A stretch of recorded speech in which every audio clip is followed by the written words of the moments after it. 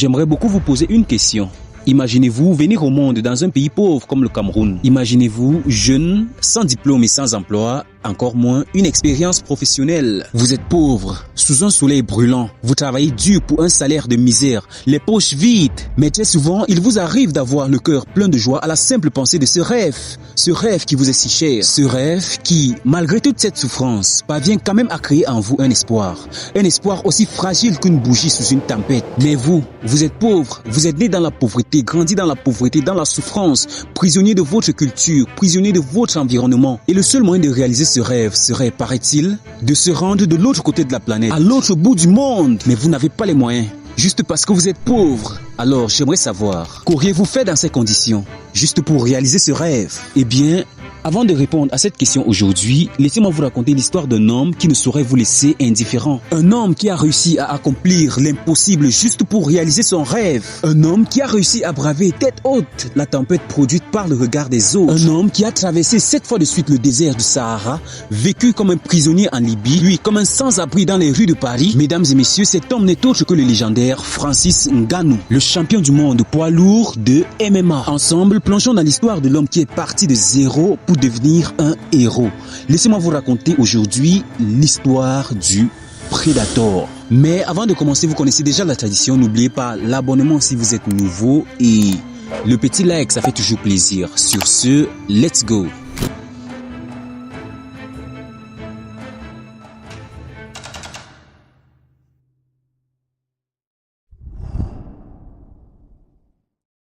Né le 5 septembre 1986 à Batié, un petit village situé dans la région de l'ouest du Cameroun, l'enfance de Francis Ngannou a été marquée par de grandes difficultés financières et des conditions de vie précaires. Issu d'une famille vraiment très pauvre, le petit Francis va grandir dans un environnement où les opportunités étaient vraiment extrêmement rares. Parents séparés lorsqu'il était extrêmement jeune, raison pour laquelle il a été envoyé chez sa grand-mère, histoire de vivre avec elle. À l'école déjà, contrairement aux autres enfants de son âge, Francis n'était vraiment pas épanoui, car sa grande-mère était déjà très pauvre et le petit garçon n'avait généralement pas de fournitures scolaires. Les autres gosses de la classe se moquaient fréquemment de lui, incapable de s'intégrer. C'était un peu le rienton de la classe, le dernier de la classe, le zéro. À cause de cet écart social, le petit Francis va vivre ses courtes années d'études dans la solitude la plus absolue. Enfant, Francis Ngannou ne possédait presque rien, même pas de simples chaussures adaptées pour courir ou jouer avec les autres enfants. Une fois, après avoir économisé de l'argent pendant très longtemps, le petit garçon s'est acheté pour la première fois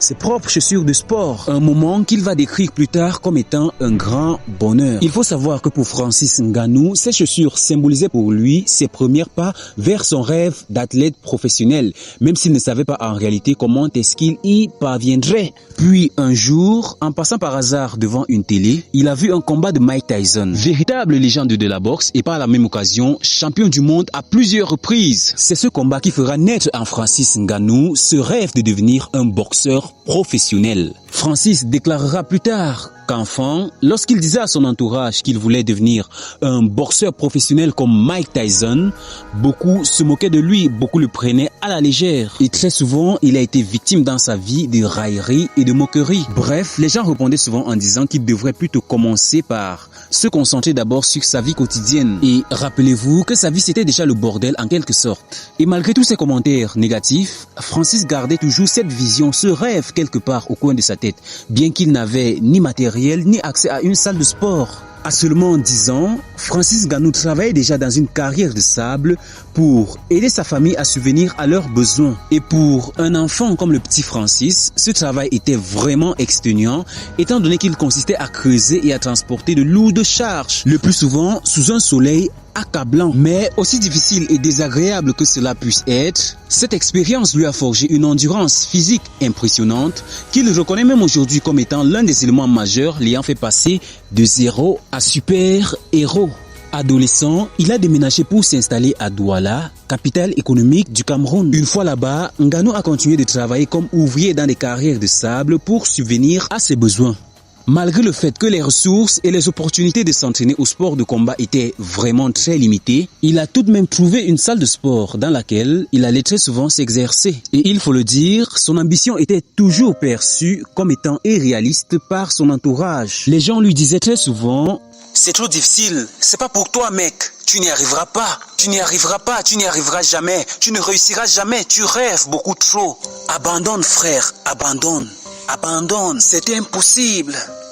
Mais malgré l'absence de paroles motivantes dans les commentaires qui lui étaient généralement adressés, Francis Ngannou est resté déterminé. Après avoir passé plusieurs années à Douala et constatant que son environnement ne l'aiderait jamais ou alors ne l'aiderait pas à réaliser son rêve, Francis décide alors inconsciemment de suivre cette voix inaudible que ni lui ni personne d'autre ne pouvait entendre. Cette voix, celle qui vous appelle tous les jours sans que vous ne l'entendiez, sans que vous ne la voyiez, celle du destin, la voix du destin. Francis a pris la décision audacieuse de quitter le Cameroun, son pays d'origine, pour l'Europe, car c'était là l'épicentre de cette voie. Cette décision audacieuse marquera non seulement le début d'un long, mais aussi d'un périlleux voyage.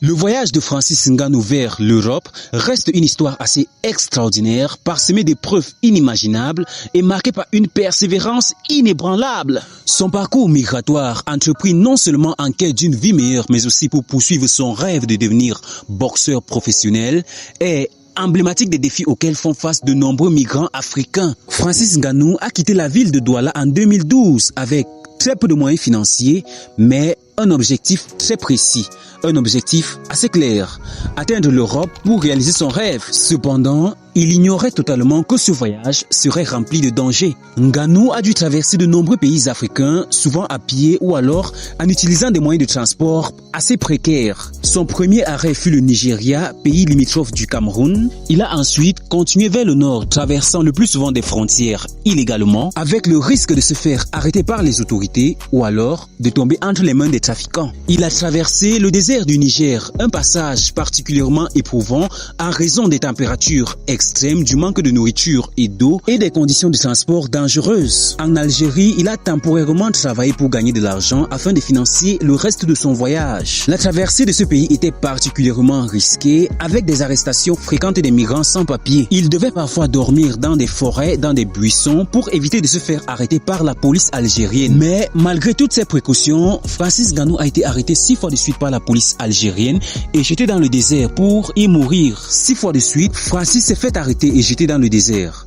7 fois de suite, Ngannou se relevait et traversait la tête haute le désert du Sahara. À plusieurs reprises, il aurait pu mourir de soif ou de faim dans le désert. Pour avoir une idée de sa souffrance, dites-vous qu'un jour, Francis Ngannou a dû boire une eau contenant des cadavres d'animaux morts juste pour survivre. Il dira plus tard: « J'aurais pu boire cette eau et mourir, mais si je ne l'avais pas fait, je serais mort de toute façon. Alors je l'ai bu. » Toujours en Algérie, la vie était tellement rude que Francis Ngannou devrait parfois discuter de la nourriture dans des poubelles avec des souris et des rats. Il finira heureusement par traverser ce pays. Dieu merci. Arrivé au Maroc, Francis a dû passer plusieurs mois bloqué dans ce pays.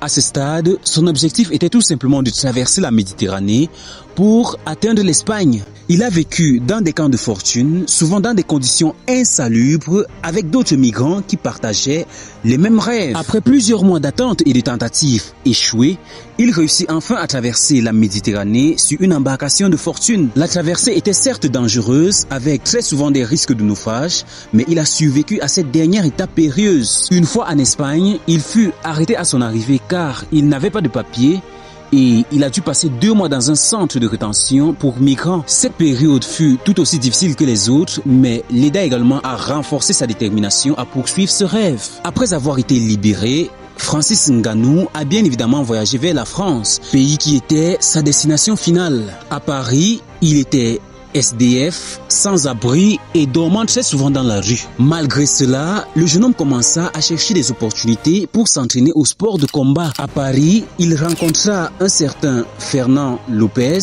un entraîneur de MMA qui lui a donné une chance de s'entraîner dans son gymnase. Lopez a immédiatement reconnu le potentiel exceptionnel de Francis Ngannou et l'a aidé à développer ses compétences en MMA. Il faut dire que Lopez était réellement impressionné par le gabarit, le physique de Francis Ngannou, impressionné au point où il donnera un accès libre et illimité à la salle de sport bien sûr, à notre héros. Ngannou va donc s'entraîner tous les jours avec acharnement jusqu'à ce que les étoiles s'alignent, jusqu'à ce que le temps l'espace et l'histoire s'accordent à lui donner raison. Ngannou s'entraînera jusqu'à ce que le destin décide de donner un sens à ce combat qu'a été sa vie depuis sa naissance. Ça y est, il va passer de zéro à héros.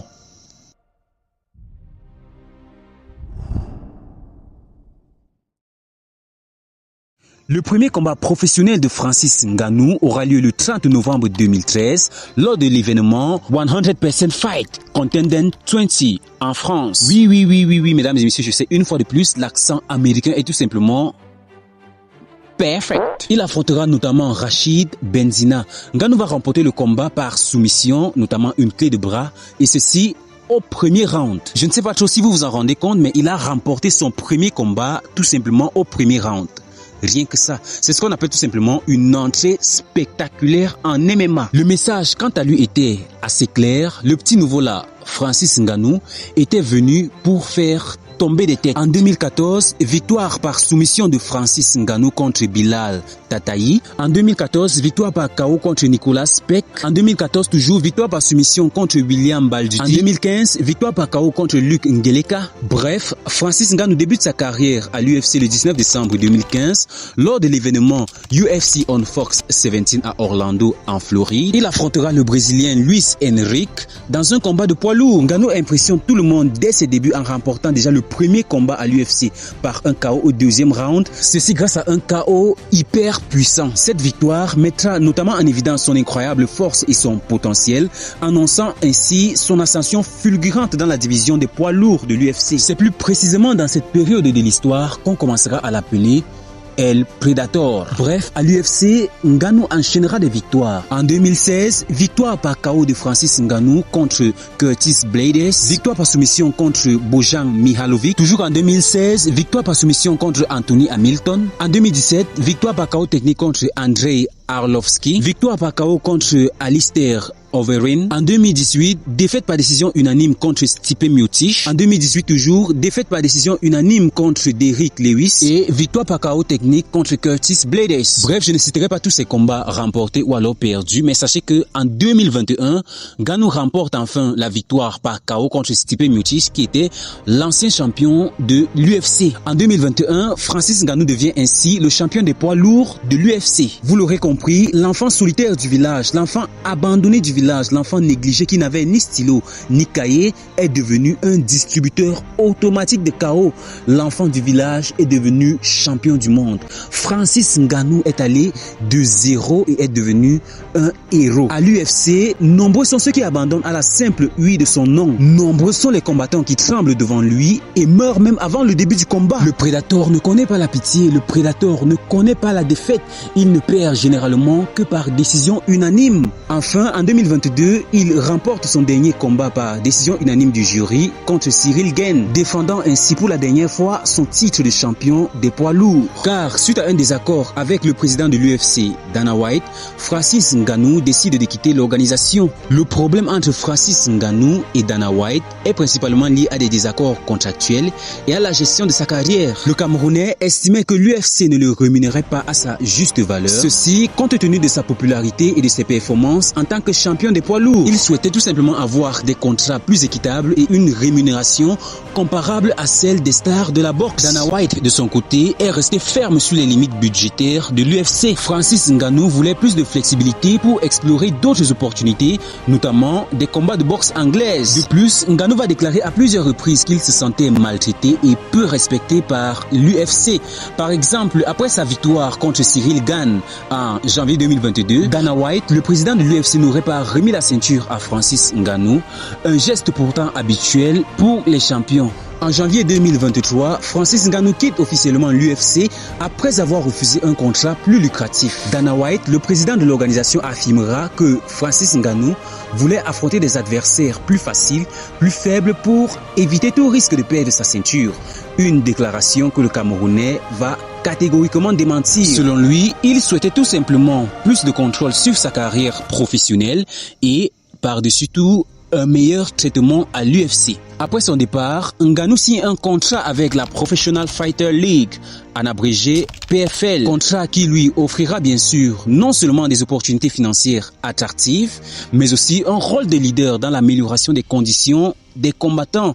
Ce choix a immédiatement été vu comme un défi direct à l'UFC. Le 28 octobre 2023, Francis Ngannou affronte le champion du monde en boxe anglaise, Tyson Fury. Vous connaissez probablement ce nom. Combat dont l'issue est une défaite au point pour notre champion. Mais je suppose ici que vous êtes assez intelligent, très intelligent même étant donné que vous êtes déjà abonné à la chaîne et je suppose que vous avez absolument tous vu le combat et tout le monde sait très bien qui a gagné ce combat. Bref, moi je dis ça, je dis rien. En 2024, un miracle se produit.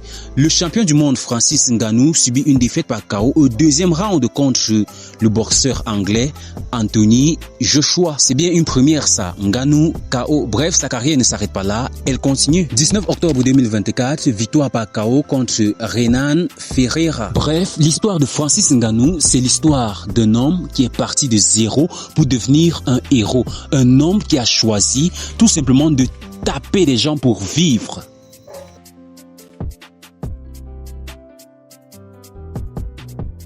Francis Ngannou représente aujourd'hui bien plus qu'un simple athlète ou alors un combattant. Son histoire est un témoignage puissant de la résilience, la détermination et du dépassement de soi. Né et grandi dans la pauvreté extrême au Cameroun, ayant travaillé à 10 ans seulement dans des carrières de sable et ceci dans des conditions les plus extrêmes, un homme ayant choisi de quitter son pays pour suivre son rêve à l'autre bout du monde, c'est un homme ayant traversé 7 fois de suite le désert du Sahara, ayant vécu dans des camps de fortune, des camps de réfugiés en Espagne et enfin c'est l'homme qui est devenu champion des poids lourds de l'UFC, la plus prestigieuse organisation de MMA au monde. En dépit des obstacles financiers et institutionnels, il a prouvé que la persévérance pouvait transcender les limites imposées par la société et les circonstances personnelles. Ngannou, c'est le combattant qui se bat non seulement dans la cage, mais aussi pour les droits des autres combattants. Ngannou est une source d'inspiration pour toute une génération en Afrique. Il utilise sa renommée pour soutenir des projets caritatifs dans son pays natal, notamment la construction des infrastructures sportives et éducatives. Il est tout simplement la preuve vivante qu'il est possible de réussir tout en redonnant à sa communauté. En passant de l'UFC à la boxe professionnelle, Francis Ngannou a prouvé qu'il n'avait pas peur de sortir de sa zone de confort et de relever de nouveaux défis. Et sa prestation contre Tyson Fury a marqué l'histoire en montrant au monde qu'il pouvait rivaliser avec les meilleurs, même dans des disciplines différentes. Francis Ngannou incarne aujourd'hui la force de l'esprit humain. Face à l'adversité, il inspire des centaines de millions de personnes à travers le monde, non seulement en tant que champion, mais aussi en tant qu'homme. Aujourd'hui encore, c'est l'exemple parfait de l'homme ayant réussi à changer ses obstacles en opportunités. Son histoire transcende le sport et reste un exemple universel de ce que l'on peut accomplir avec du courage, de la vision et de la résilience. Et quant à vous, vous qui avez écouté cette vidéo jusqu'à la fin, auriez-vous eu le courage de partir de chez vous et de braver tous ces obstacles comme Francis? Bref, laissez-moi vos avis en commentaire. Cette vidéo arrive à son terme, j'espère qu'elle vous aura plu. D'ailleurs, si c'est le cas, n'oubliez pas le petit like si vous avez aimé la vidéo et de vous abonner si vous êtes nouveau sur la chaîne. N'hésitez surtout pas à me dire en commentaire ce que vous pensez de cette histoire, ce que vous pouvez apporter s'il y a des plus, bref des modifications. N'hésitez surtout pas de me laisser vos avis, vos suggestions en commentaire. Et si bien sûr vous n'avez rien à dire, écrivez tout simplement champion du monde. Je tenais vraiment à refaire cette vidéo car la première vidéo de la chaîne était aussi une vidéo sur le parcours de Francis Ngannou. Donc sachez que vos avis comptent énormément et c'est aussi une façon pour moi d'évaluer mon progrès depuis lors. Ça devient un peu trop long, j'en ai terminé et sur ce je vous dis tout simplement au revoir et surtout à très bientôt pour une nouvelle vidéo.